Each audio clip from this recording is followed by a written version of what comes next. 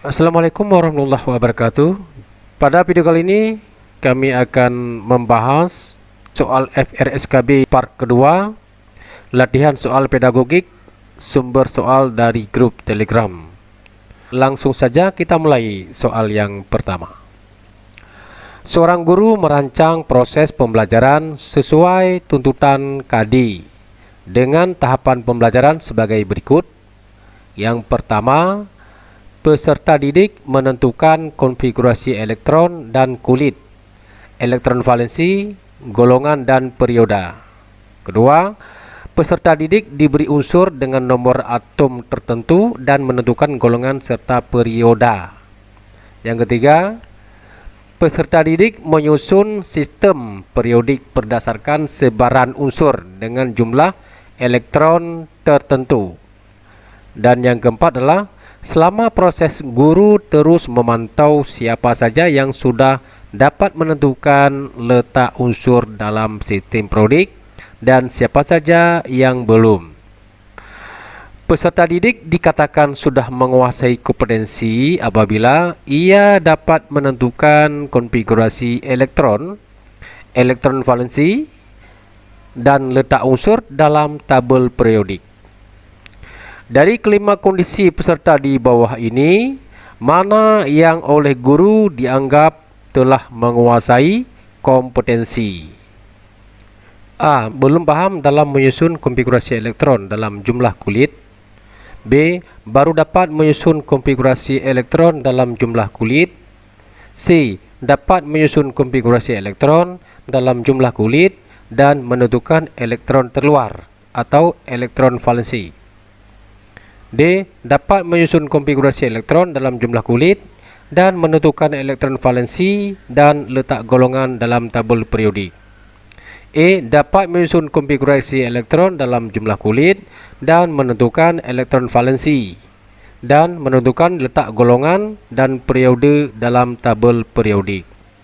Jawaban yang paling tepat adalah E. Dapat menyusun konfigurasi elektron dalam jumlah kulit dan menentukan elektron valensi dan menentukan letak golongan dan periode dalam tabel periodik. Pembahasannya berikut ini: tabel variasi kemampuan anak dalam menguasai kemampuan konfigurasi elektron dan pola konfigurasi elektron terluar untuk setiap golongan dalam tabel periodik. Anak yang pertama, kemampuannya belum paham tentang konfigurasi elektron. Kemampuan anak yang kedua yaitu sudah paham menyusun konfigurasi elektron dalam jumlah kulit. Sementara anak ketiga sudah mampu dan paham menyusun konfigurasi elektron dalam jumlah kulit dan valensi. Kemudian kemampuan anak yang keempat paham dalam menyusun konfigurasi elektron dalam jumlah kulit dan valensi dan golongan. Dan kemampuan anak yang kelima yang sudah dicapai yaitu paham dalam menyusun konfigurasi elektron dalam jumlah kulit dan valensi, golongan, dan periode. Sesuai rumusan kompetisinya, maka minimal peserta didik menguasai poin kelima, di mana peserta didik dapat menyusun konfigurasi elektron, menentukan jumlah elektron valensi atau jumlah elektron di kulit terluar, dan menentukan letak golongan dan periode dalam tabel periodik. Soal yang kedua, evaluasi pendidikan diperlukan untuk mengetahui sejauh mana keberhasilan suatu program telah tercapai yang dilakukan secara berkesinambungan. Fungsi evaluasi pendidikan bagi guru adalah: A. Memperbaiki cara belajar. B.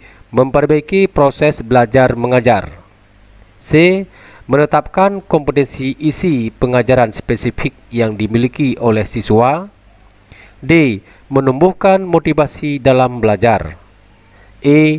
Mengetahui kelemahan-kelemahan dalam cara belajar mengajar dalam proses pembelajaran. Jawaban yang benar adalah E. Mengetahui kelemahan-kelemahan dalam cara belajar mengajar dalam proses pembelajaran. Berikut pembahasannya. Fungsi evaluasi pendidikan bagi guru adalah: yang pertama, A. Mengetahui kemajuan belajar siswa. B. Mengetahui kedudukan masing-masing individu siswa dalam kelompoknya. C.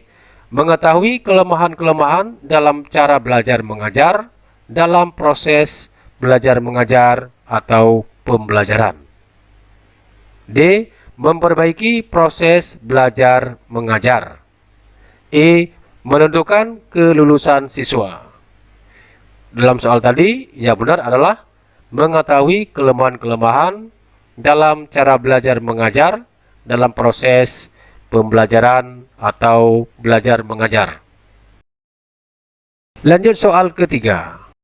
Untuk mengetahui informasi penting dan pencapaian kompetensi peserta didik dapat diketahui melalui: A. Silabus. B. Penilaian. C. Pembelajaran. D. Kompetensi dasar. E. Pengayaan. Jawaban yang benar adalah B. Penilaian. Berikut kita lihat pembahasannya.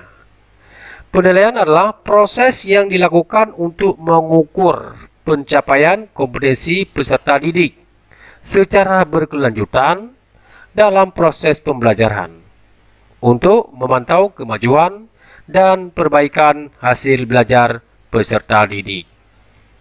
Lanjut soal keempat.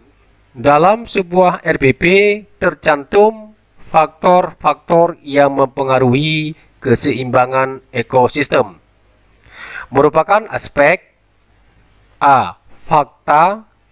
B. Konsep. C. Prinsip. D. Prosedur. E. Teori. Jawaban yang benar adalah B. Konsep. Pembahasannya: jenis-jenis materi pembelajaran. Yang pertama, materi fakta, yaitu segala hal yang berwujud kenyataan dan kebenaran, meliputi nama-nama objek, kemudian peristiwa sejarah, lambang, nama tempat, nama orang, nama bagian atau komponen sesuatu benda, dan sebagainya. Ini disebut dengan materi fakta. Yang kedua yaitu materi konsep, yaitu segala yang berwujud pengertian-pengertian baru yang bisa timbul sebagai hasil pemikiran, meliputi definisi, pengertian, ciri-ciri khusus, faktor-faktor, hakikat, inti, isi, dan sebagainya. Ini termasuk ke dalam materi konsep. Yang ketiga, materi prinsip, yaitu berupa hal-hal utama, pokok, dan memiliki posisi terpenting, meliputi dalil, rumus, adagium, postulat, paradigma, teorema, serta hubungan antara konsep yang menggambarkan implikasi sebab akibat. Kemudian yang keempat yaitu prosedur. Prosedur yaitu meliputi langkah-langkah secara sistematis atau berurutan dalam mengerjakan sesuatu aktivitas dan kronologi suatu sistem. Jadi jawaban yang benar adalah materi konsep. Lanjut soal kelima. Dari hasil tes, guru menemukan 10 dari 30 siswa nilainya masih di bawah KKM. Maka jenis remedial yang diberikan terhadap 10 siswa tersebut adalah: A. Pemberian pembelajaran ulang dengan metode dan media yang berbeda. B. Pemberian bimbingan secara khusus. C. Pemberian tugas-tugas latihan secara khusus. D. Pemanfaatan tutor sebaya. E. Belajar mandiri. Manakah jawaban yang paling benar? Nah, jawabannya adalah yaitu C. Pemberian tugas-tugas latihan secara khusus. Pembahasannya: Remedial itu merupakan program pembelajaran yang diperuntukkan bagi peserta didik yang belum mencapai KKM dalam satu kadi tertentu. Bentuk-bentuk pelaksanaan pembelajaran remedial antara lain: yang pertama, pemberian pembelajaran ulang. Pembelajaran ulang dilakukan bila mana sebagian besar atau lebih besar dari 50% atau semua peserta didik yang belum mencapai ketuntasan belajar atau mengalami kesulitan belajar. Pendidik perlu memberikan penjelasan kembali dengan menggunakan metode dan media yang lebih tepat. Yang kedua, pemberian bimbingan secara khusus, yaitu pemberian bimbingan perorangan dilaksanakan bila mana terdapat satu atau beberapa peserta didik atau persentasenya yaitu kurang dari 20% yang belum berhasil mencapai ketuntasan. Maka siswa yang seperti ini diberikan bimbingan secara khusus. Kemudian yang C, pemberian tugas-tugas latihan secara khusus, yaitu pemberian latihan bila mana beberapa peserta didik antara 20% sampai 50% yang mengalami kesulitan belajar yang sama. Ini dapat dilakukan dengan pengulangan tugas-tugas latihan perlu diperbanyak agar peserta didik tidak mengalami kesulitan dalam mengerjakan tes akhir. Peserta didik perlu diberikan latihan intensif atau drill untuk membantu menguasai kompetensi yang ditetapkan. Jadi, jawaban yang benar adalah pemberian tugas-tugas latihan secara khusus. Soal ke-6 yang termasuk dalam identitas sekolah dalam RBP adalah: A. Nama kelas. B. Nama satuan pendidikan. C. Nama sekolah, nama kelas, nama guru. D. Nama sekolah, nama mata pelajaran. E. Kelas, muatan pelajaran, tahun pelajaran. Manakah jawaban yang benar? Jawabannya adalah B. Nama satuan pendidikan atau nama sekolah. Pembahasannya, komponen RBP sesuai Permendikbud nomor 22 tahun 2016. Itu ada 13 komponen. Yang pertama, identitas sekolah. Identitas sekolah adalah nama satuan pendidikan atau nama sekolah. Lanjut soal ke-7. Agar seluruh kompetensi dapat dicapai oleh peserta didik, maka guru harus menyiapkan: A. Alokasi waktu. B. Tujuan pembelajaran. C. Metode pembelajaran. D. Strategi pembelajaran. E. Media pembelajaran. Jawaban yang paling tepat adalah D. Strategi pembelajaran. Pembahasannya, yang pertama, alokasi waktu adalah pelacakan jumlah minggu dalam semester atau tahun pelajaran terkait dengan pemanfaatan waktu pembelajaran pada mata pelajaran tertentu. Yang kedua, yang B, tujuan pembelajaran. Ini merupakan gambaran dari proses dan hasil belajar yang akan diraih selama pembelajaran berlangsung, atau target kemampuan yang akan dicapai oleh seluruh siswa. Adapun bisa juga tujuan pembelajaran adalah target pencapaian kemampuan siswa secara kolektif. C. Metode pembelajaran, yaitu cara atau prosedur yang digunakan guru untuk mencapai tujuan pembelajaran. Metode pembelajaran lebih bersifat prosedural, yaitu berisi tahapan tertentu. Sedangkan teknik adalah cara yang digunakan yang bersifat implementatif. Dengan kata lain, metode yang dipilih oleh masing-masing guru bisa sama, tetapi teknik penyampaiannya yang berbeda-beda.